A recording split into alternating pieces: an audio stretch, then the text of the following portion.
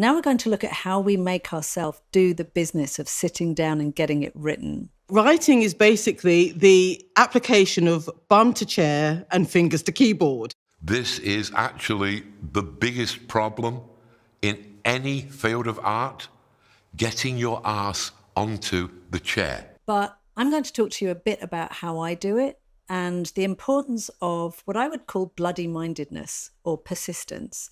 And so part of this is just knowing that this is part of the process and giving yourself the faith in the story that's going to keep propelling you forwards through it. And that's how you get your book started. And more importantly, that's how you get your book finished. And what I do, here's a tip for you, is try and end your previous day's work in the middle of a sentence so that the next day you come straight back to it and you don't even have to think about what am I going to write today? You can just finish your sentence and keep going.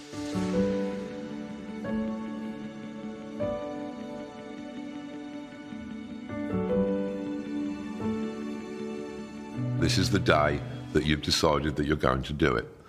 You will notice that your office space is a bit untidy. Some of those pencils could do with sharpening. You will perhaps start to tidy your office space because, that will give you an orderly mind as you rationalise it before you start your screenplay. And then you'll notice that perhaps you've run out of some sort of vital office supply. You're probably thinking about it. At best, pop into town and perhaps visit a stationer's, make sure you're properly stocked up. Okay, by the time you get back, it's about 3:30 in the afternoon. You don't really want to start something if you're going to be knocking off for the evening soon, so probably best to leave it until tomorrow morning. Tomorrow morning, something else will happen. You'll notice something else. You'll decide that you better read your research books again. This is just ordinary avoidance. Everybody does it. You have got a job to do that's really important. And on one level, you're excited about it, but you're also a bit apprehensive, so you avoid it. There's nothing wrong with this. All you have to do, in my case, when I've been avoiding things for about 3 days, then my working class guilt will overwhelm me and I'll realise what a wretched procrastinator I am and have always been. And at that point, when I can no longer bear myself, I will get my arse onto the chair. This is actually the biggest problem in any field of art, getting your arse onto the chair. If you can do that, then the rest of it will be a breeze. But yeah, we procrastinate. So understand what you're doing. Think, right, I'm procrastinating. I'm going to do it for as long as I need to, and then I'm going to start work. You will find the same problem at the end of the screenwriting process, according to Sid Field. You've been living with this project for months by that point, possibly. And so it's a big part of your life. What's your life going to be like when you're not doing the project anymore? So you'll find that as you approach the final scenes, you'll realise that one of the earlier scenes, you could probably go back and correct it, or something else that will avoid writing that final scene. We procrastinate at both ends of a project.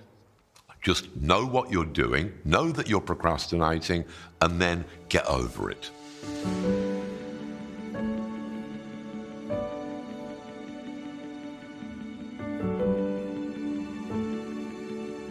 So everybody is going to work differently, but I'm just going to give you some guidance as to what works for me.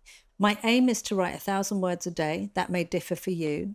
And what I know is that it's quite possible I will delete 999 of those the following day. But at this stage, it's partly about persuading my brain that I am moving forwards all the time, even if that involves a certain degree of moving backwards at the same time. It's really about getting yourself into a flow state, starting to understand your characters, your plot, immersing yourself into this world that you want to create. And some of that is going to be messy at that point. And it's okay if your confidence is shaken by that messiness, because if you go in an art gallery and you look around, every single painting there will have started as a rough sketch. Every single artist who painted those paintings will at some point have sunk their head into their hands and gone, this is a disaster. And now there they are, several hundred years later, being regarded as masterpieces. So what I'm going to say to you is pain, disappointment, fear, all these things, all these emotions are part of the process. And as soon as you stop feeling that they are an obstacle to writing, then you can just get on and almost treat it like a job. I actually start in a number of ways. Mostly I start at the beginning. I write a first chapter, which I very rarely keep by the time I've reached the final stages of the book. At this point, it's almost a confidence trick that I play on myself just to get words onto the page. Because frankly, even if you've got 2,000 words done, it feels like you're in. And for me personally, I know that until I reach 20 or 30,000 words, I'm not even sure that book is going to work. That's usually the point at which I make a decision. So it doesn't cost me too much to start there. And it may well be that at a later stage, I delete that entire chapter and start the book somewhere else. Or in the case of Silver Bay, which has a huge plot twist in the final chapter, I wrote that chapter before I wrote the rest of the book, because I figured that if I couldn't pull that scene off, then there was no point wasting a year of my life writing another 100,000 words. I think at this stage, if you think that you're writing a whole book, that can be terribly intimidating. There's a great phrase among marathon runners where if they're running up a hill, they say, don't look at the summit, just take one step at a time, look at your feet. And at this point, that's what I'm going to say to you. Just look at your feet. Tell yourself you're going to write 1,000 words. Make it achievable. Maybe that's 500, whatever works for you at this stage. But don't panic about any of it. If you feel like the general direction is good, just keep going, because at this point, what my aim is to get my brain into this book, to be thinking, even if it's subconsciously throughout the rest of the day, about what needs to be done, about what story ideas might be popping into my head, about what my character might be doing or how they might react to another scene. Some of this work won't be happening while you're sitting in your chair throwing out your 1,000 words. It will be going on in the background. But until you get into that habit of sitting there every day and plugging away at your 1,000 words, your brain can't do the background work.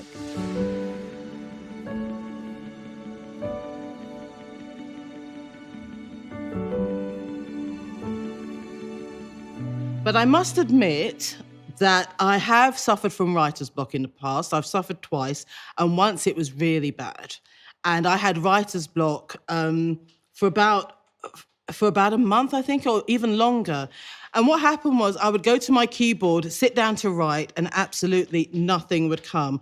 Or I'd write a paragraph and know it was just absolute rubbish. I thought, oh my God, is my career over? Am I ever going to be able to write again?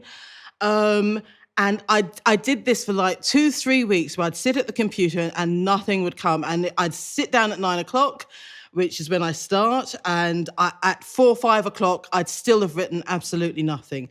So in the end, I thought, this is not going to work. I need to find a way around this. So what I did is I tried to find other creative outlets, other creative things to do, enjoying other people's creativity, basically. So I went to art galleries, I went to museums, I went to the cinema more often and the theatre. Basically, I started piano lessons again. I did a course on music production. I did some other artistic courses. I bought a book on drawing on the right side of your brain, because I am a rubbish drawer, but there you go, rubbish artist. But I bought the book and I kind of started working my way through the lessons. Anything to ignite the creative spark within me again. So, I did this for a while, and then some ideas started coming to me, but I didn't want to push it because I didn't want to sit at my computer and have nothing come. And what happened was, rather than sitting down to try and write a story, I thought, okay, let me try and write something different. And that's when I had an idea for a story. But I thought, to make it different to everything else I've done, I'm going to write it in narrative verse. And that is how Cloudbusting was born. That Cloudbusting was the book I wrote after I had a really bad bout of writer's block. Now, I think I got writer's block because You need to recharge your creative batteries. And I love writing, don't get me wrong. I mean, I wake up, I have my breakfast, have my shower, and then I get to work. And I love writing, but I think you have to make time for other things.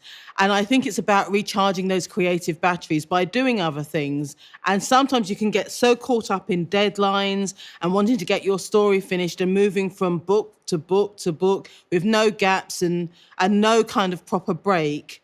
At least with me, I think that's what happened. And I think basically my creative batteries ran dry.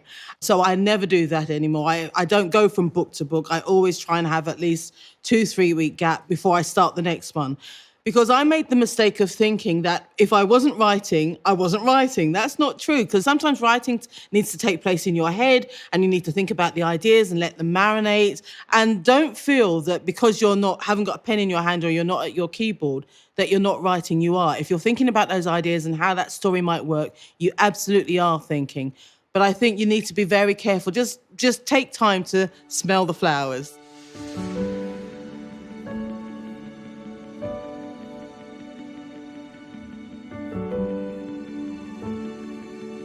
Just think of this as getting going, right? It's not going to be perfect. It may bear very little resemblance to what you eventually want, but until you've got some words in the page, you can't do anything. You can't do anything with a blank page. So this is your training ground, your start, you're jumping into the swimming pool. These will not be the lines that end up when you write the words "the end" at the end of your book.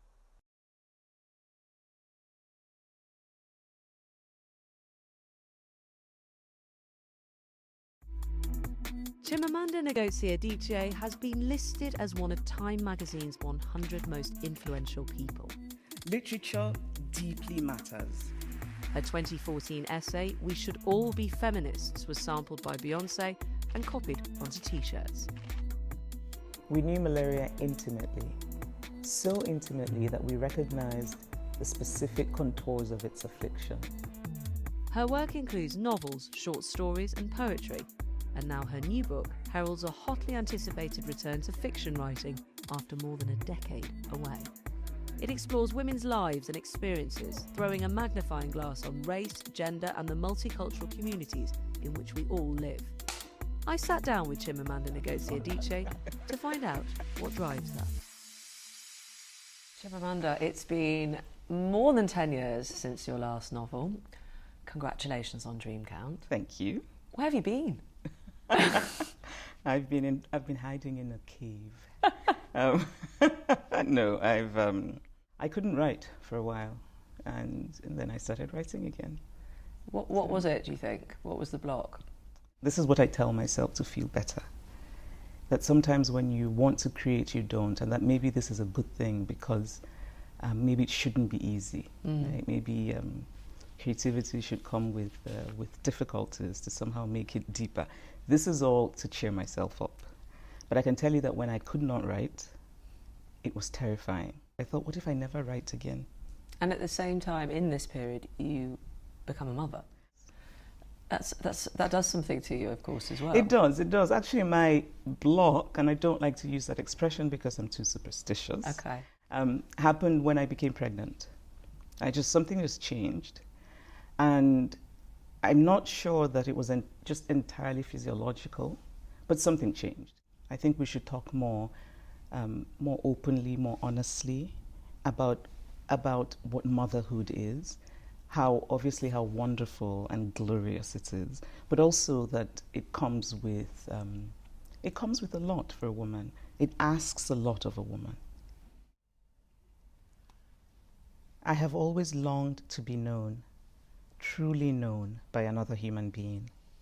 Sometimes we live for years with yearnings that we cannot name, until a crack appears in the sky and widens and reveals us to ourselves, as the pandemic did, because it was during lockdown that I began to sift through my life and give names to things long unnamed.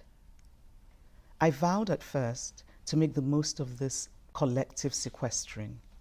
If I had no choice but to stay indoors, then I would oil my thinning edges every day, drink 8 tall glasses of water, jog on the treadmill, sleep long, luxurious hours, and pat rich serums on my skin.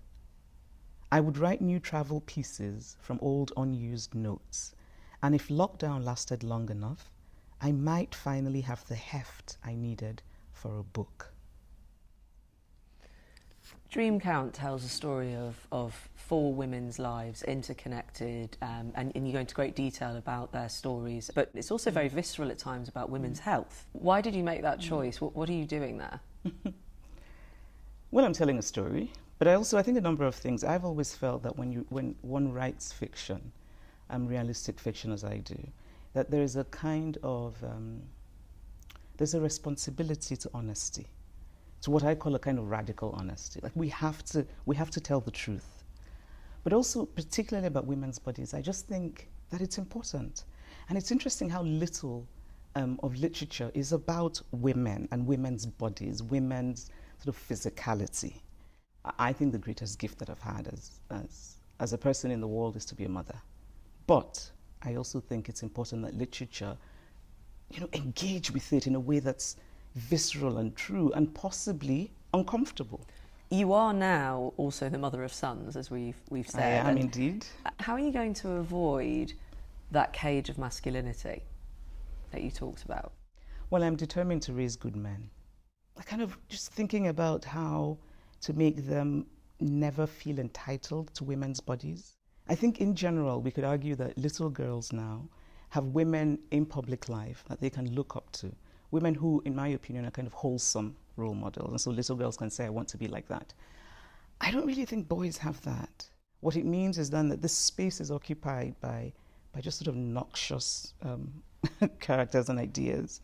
And I wish that the good men would stand up. I really do believe that in the way that we make culture, culture doesn't make us, we can actually remake a masculinity that is compatible with equality. It can be done. I read in an interview with you, you talked about in your utopia there would be no social media and no cancel culture. These were in the Chimamanda utopia. Do you worry that women in particular are being cowed about sharing their opinions? Because we're living in a very hot world. Yeah, I think everyone's being cowed, actually. Social media, the way that it exists now, if it continues this way, will limit our imaginations.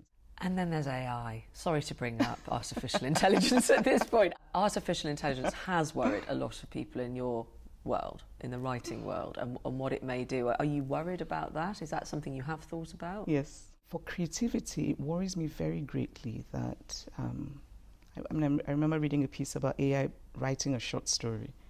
And I thought, that's not a short story. I mean, that's a kind of... that's chunks of someone else's words and ideas have been fed into a thing and it brings it out, and we shouldn't even call it a short story. I mean, the human creativity and the human imagination, we should never think that we can somehow replace. And so I do worry about that quite a bit. And I also worry about young people who, this idea that somehow AI can do your work for you, I think it's going to make all of us, if we embrace it widely, increasingly stupid. What are we going to let our brains do for us? As a writer, I care so much about the human imagination, about creativity, about our ability to tell stories. Just imagine our lives without storytelling. And, it would be bleak. In most African countries, booksellers have to import books like yours, and weak currencies can make such books expensive and therefore out of reach for many. What do you think of this? How can it be solved? Have you been aware of this issue? Oh yeah, I have Nigerian editions of my books. I have a wonderful Nigerian publisher. And so my books, the Nigerian edition is, relatively affordable in Nigeria and available. So we're not importing books. And actually across the continent, there are independent publishers who are doing this. If you import books, it just means that automatically books will not be available to a large percentage of the population. And when I started writing, it was very important to me to be read in Nigeria, in Africa.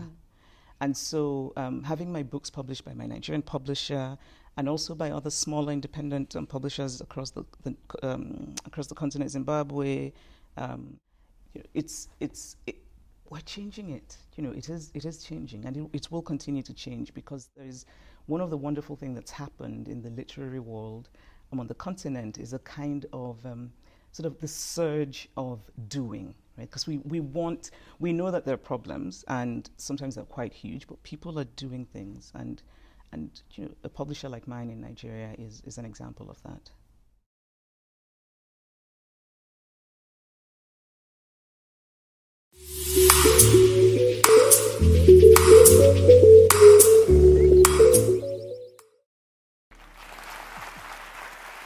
How many of you are writers here? And how many of you are budding writers here? And how many of you think there's something like the writer's block? There are so many definitions of this term, writer's block. Sometimes when you sit in front of the laptop, you suddenly find nothing there. Your ideas suddenly vanish into thin air. You can't write anything. You can't pen your thoughts. And these monsters of negativity they start flaunting their fangs and all, and they try to grip you. So many times my students have told me that, madam, we cannot write. This writer's block is always there. There are so many definitions of this term. They call it a literary inhibition, literary slowdown, but I call it a myth, a total unadulterated myth. And let me hark back to my childhood. I was in the 6th standard and I was obsessed with writing. I would just write. And I used to think that I was a great writer in the 6th standard. Then came this girl in the 6th standard, and she would come every day. She had a notebook in her hand. She would come and sit on the last bench of the classroom, and she would scribble something. I was sort of overawed by her because she had this superior aura about her. But one day, I mustered enough courage to ask her, "What are you writing?" With an arrogant toss of her head, she said, "I'm writing a limerick." I was totally flummoxed. I did not know what a limerick was. I was in the 6th standard. Anyway, I did not ask her. I went home and consulted the dictionary. But I couldn't get the word because I did not know the spelling. But then I mustered courage to ask my dad what a limerick is. And he told me that a limerick is a 5-line verse with the rhyme scheme of A, A, B, B, A. And then he recited a limerick which I can never forget. And with your permission, I would like to recite that. So many of you must be knowing it. There was a man from Nantucket who kept all his cash in a bucket. He had a daughter named Nan who ran away with a man. And as for the bucket, Nan took it. So I was so fascinated by this limerick, this genre of poetry, that surreptitiously and very furtively I started writing limericks. And still, there are about 200 limericks lying somewhere gathering dust. Those limericks I wrote in the school. Okay, so then I graduated to writing essays, and I'll tell you how that happened. In 10th standard, I was obsessed with Charles Dickens. And I remember having written an essay on Charles Dickens, which was applauded by the nuns in the convent, and they said it's a very good essay. But when I showed it to my dad, he just flung it away saying, "What a lousy essay. Your vocabulary is very poor. You can't write for nuts. Improve your style." So I went home, and in corners of the room, I would sit and write. And now I started improving on my essays. And from limericks, I graduated to essays. So many of them I wrote. And that was the end of my literary career in my childhood. I wrote limericks and essays. That was the full stop. But later on, in college, I was too busy getting educated. So writing took a back seat. And I did not write. But then, when I became a lecturer myself, at times I would get bored of the classes and all. So one day, I again took to writing, but I would write very furtively. I did not show what I wrote to anyone. But then something very interesting happened in one of my MPhil classes. I was teaching them Mahatma Gandhi and I was referring to Martin Luther King Jr. And none of them had heard about Martin Luther King Jr., but they knew something about Gandhi, something. And one of the students, he had the audacity to tell me, "Madam, you always talk of Gandhi. We don't need a Gandhi. We need a Hitler. And I will read about Gandhi only when you pen something about Gandhi in poetry." So that was the trigger for me. And because I had been writing limericks in school, this struck me with full vigor now. And I started writing the poetic biography of Mahatma Gandhi in the limerick genre, AABBA. But I was so obsessed with it, so passionate about it, that I did not suffer any writer's block. Because in school, I was so passionate about writing limericks, I was so passionate, so obsessed with writing essays, that I never suffered from this mythical writer's block. So I started writing this Ballad of Bapu, and I did not know when it turned into 300 pages of verse. It became a book, and right now it's a bestseller. And I sent it to Tushar Gandhi, the great grandson of Mahatma Gandhi, and he was so fascinated by it that he asked me in an email, "Madam, can I write the blurb? Can I write the foreword in poetry?" So he has written the poetic foreword to this book. So that was recently, that was in 2014. So I never, what I'm trying to say is that in this literary career, or lack of it, whatever you call it, I never suffered from the writer's block, which I always insist is a myth. And many of my students in my classes, creative writing classes, tell me that sometimes, "Madam, we sit in front of the laptop and suddenly those grotesque faces appear there and they start making those funny faces and ugly faces and they try to browbeat you." So I keep telling them there's nothing like that. These are just the monsters of negativity. They'll try to browbeat you. They'll try to cow you down. But these are just monsters of negativity. You have to positivize yourself. So they also tell me that, "Ma'am, you always keep saying it's a myth." I say, of course, it's a myth. And the only antidote is that you should be obsessed with writing. Whatever you're doing, you should be obsessed. You should be very, very passionate about it. So let me cite one other instance. One of the students, he said, "Madam, I'm very, very passionate about writing and I want to see my book as a bestseller." He was just 18 or 19. And then I told him, "Write on this." I gave him a topic. But the very next day, he comes to the class and tells me, "Madam, I just cannot write. I have this writer's block." I said, "Are you with me on Facebook? Are you my Facebook friend?" He said, "Yes, very much, since long." So I told him, "I block you right here." And that is the writer's block. So later on, he cornered me, "Madam, you embarrassed me," and all that. So I said, "I don't believe in writer's block. There's no such thing as a writer's block. If you're a writer, you're a writer, you're a writer. The plumbers don't have a block.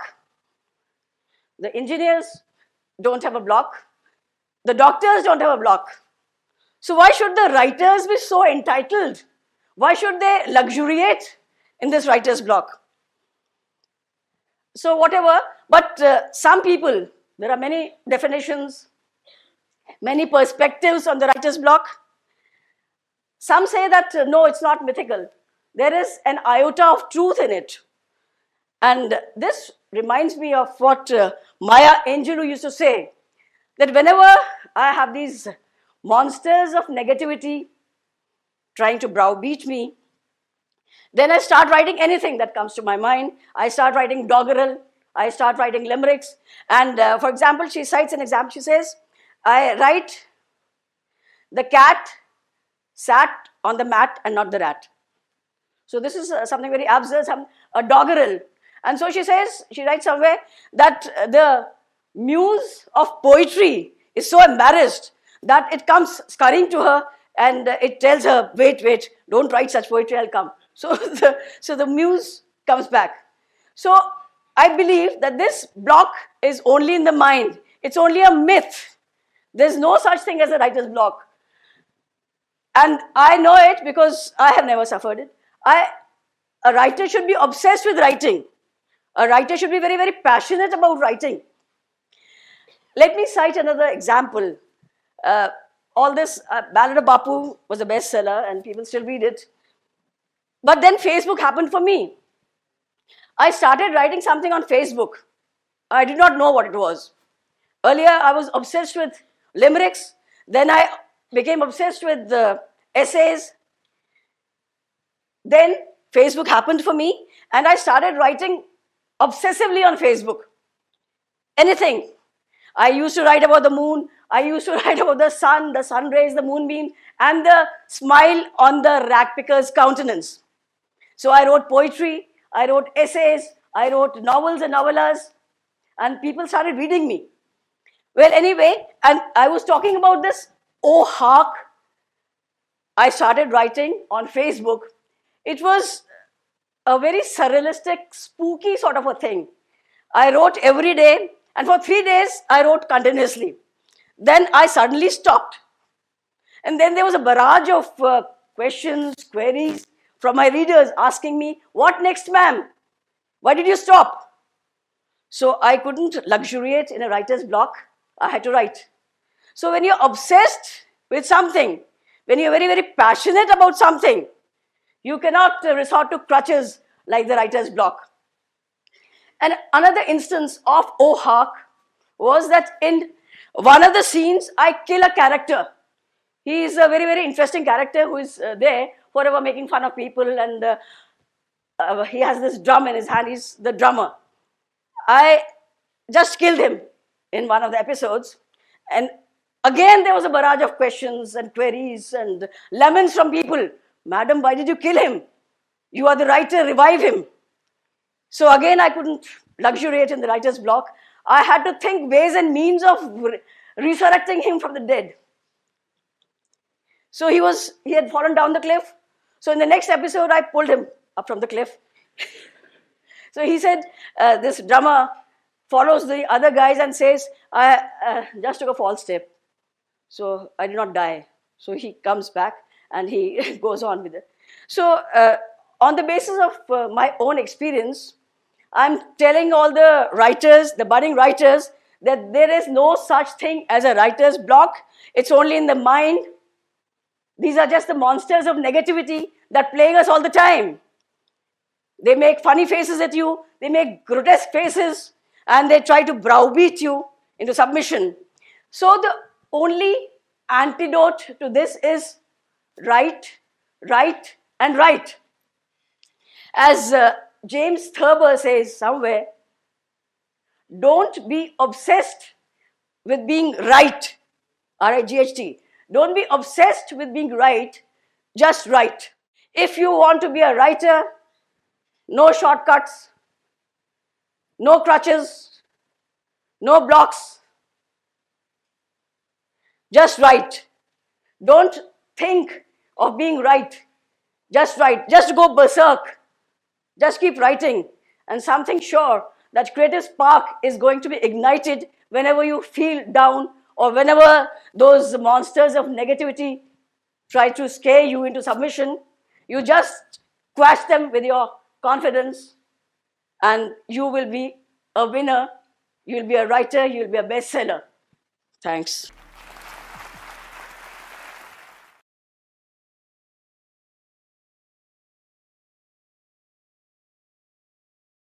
Joel, first of all, how did Barton Fink come about? Because I gather that you wrote it when you were actually supposed to be writing Miller's Crossing. Well, that's true, actually. We were in the middle of writing the script for Miller's Crossing and had sort of hit a snag. I wouldn't call it writer's block. That's a little too dramatic a description, I think. But we had sort of hit a wall with the script, and we were having trouble with the plot, and decided to think about something else just as a sort of relief from that problem, really. Yeah, the writer's block was certainly sort of the catalyst for the story.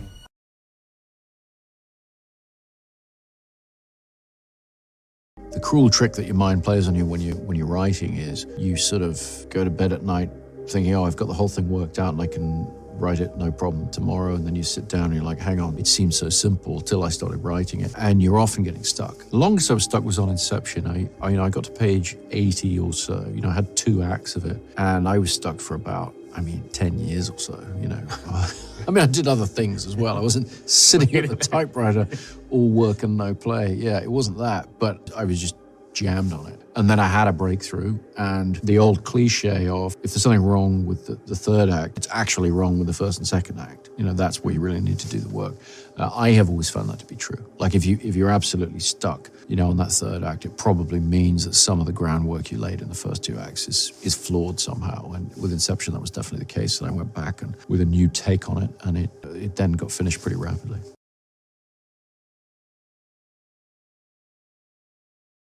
Because you don't really have writer's block. You feel like you're not like overflowing with inspiration, and you're not making anything you think is good. But you can make anything. Like you just might think it's really bad.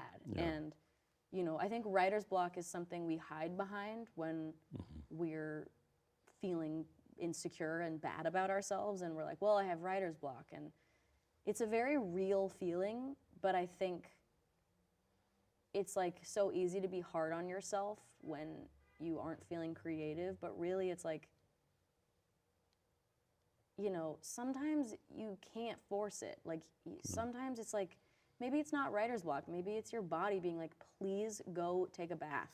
Yeah. Like, God, go to sleep, like we don't need to be doing this right now. Or it's maybe today.